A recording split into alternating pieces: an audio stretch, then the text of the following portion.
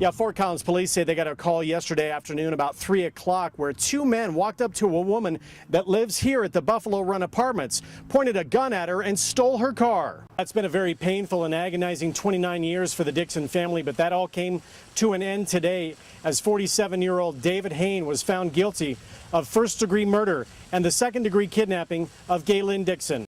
Loveland police are investigating two people that were arrested on June 14th that work here at this Loveland Air Care Colorado location. They say that they have been double charging customers and then taking the money. Yeah, so far this week alone, there have been two incidents here on the Grey Rock Trail. The Larimer County Sheriff's Office is reminding folks to be cautious, use safety, and be prepared when you go hiking. Yesterday's unfortunate incident was the fourth time that a raft has flipped along the Poudre River here in Larimer County. Now, the Larimer County Sheriff's Office has already put a ban in place for no tubing, but will he put a ban in place for any rafting or kayaking?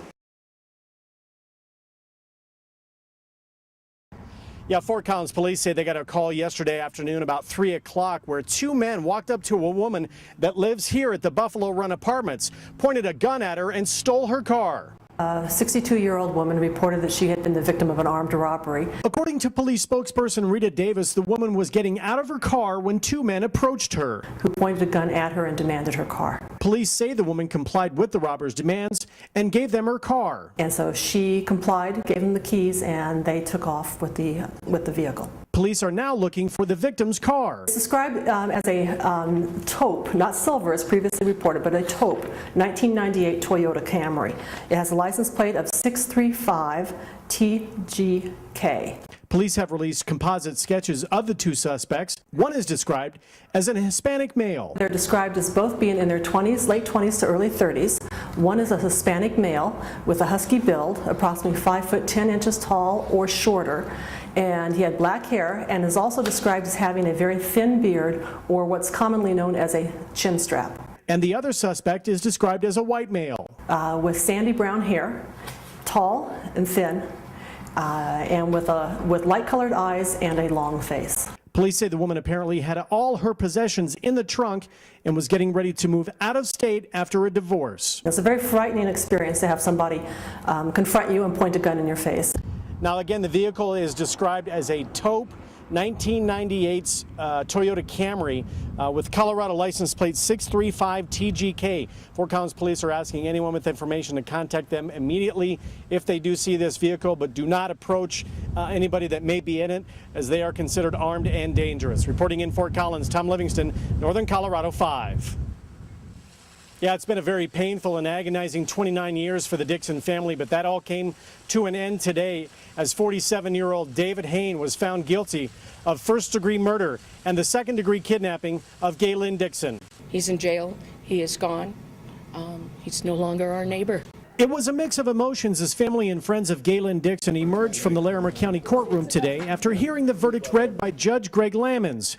Guilty of first-degree murder, second-degree kidnapping, and participating in a crime of violence, of killing then 17-year-old Gaylyn Dixon after a party in 1982. Her body was found the next morning along Wrist Canyon. She had been beaten and shot. Gaylyn's sister, Lori Wiedemann, said in a statement after the verdict was read that the family is thankful that justice was finally served for Gaylyn. Gaylyn Dixon was hurt beyond words, was not offered help from a neighbor or a friend, but a gun to her head.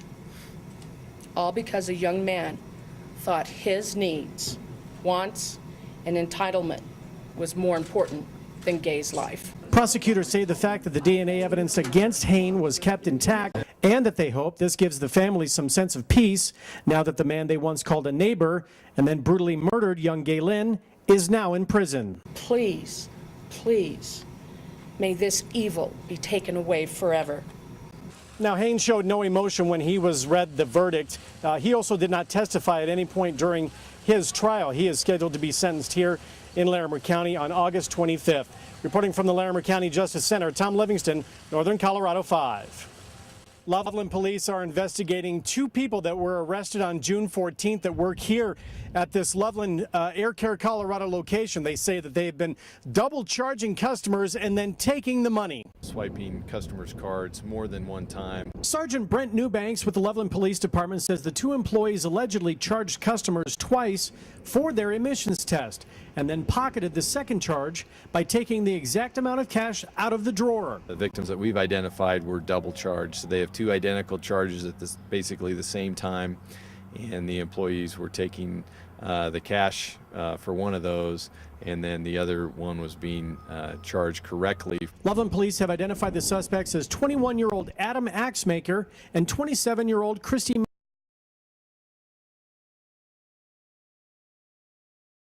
that thinks that possibly might have happened to them, to double check their bank statements, and then to contact Detective Rob Pride, the Loveland Police Department.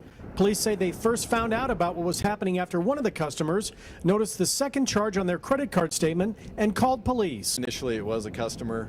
According to police, Air Care Colorado immediately launched an internal investigation, which led to the subsequent identification of the employees involved. Air Care Colorado was cooperative with the investigation and helped us identify suspects in this case. Newbanks says, however, this may have been a theft system put in place at this location that has been used in the past by other employees. We think that there is a possibility that there were additional employees or past employees that had done the same thing. The Loveland Police Department believes there are several customers of Air Care Colorado who have not yet been identified. The list is growing. Now, the two suspects could face theft, identity theft, and fraud charges. Anyone that feels that they may have been a victim of these thefts can contact Air Care Colorado or the Loveland Police Department. We've provided that information on our website at NOCO5.com. Reporting in Loveland, Tom Livingston, Northern Colorado 5. Yeah, so far this week alone, there have been 2 incidents here on the Grey Rock Trail. The Larimer County Sheriff's Office is reminding folks to be cautious, use safety, and be prepared when you go hiking. Number one is common sense and be prepared. Rob DeZonia from Loveland came to hike the Grey Rock Trail. The dog's a pound overweight, so trying to work it off. He says he doesn't hike much, but did plan ahead for his hike today. I like to make sure I bring enough water. And I brought a rain jacket, but it's pretty warm, so even if I got rained on. Could you not want to hike the trail? Nick Christensen with the Larimer County Sheriff's Office says hikers should be prepared for anything and everything when you hike. First of all, tell someone where you're going. It's just great if somebody knows how to locate you and when they expect you back.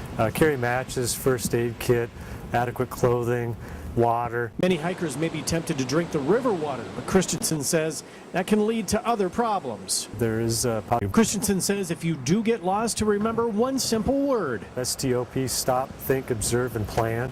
Think about what they want to do.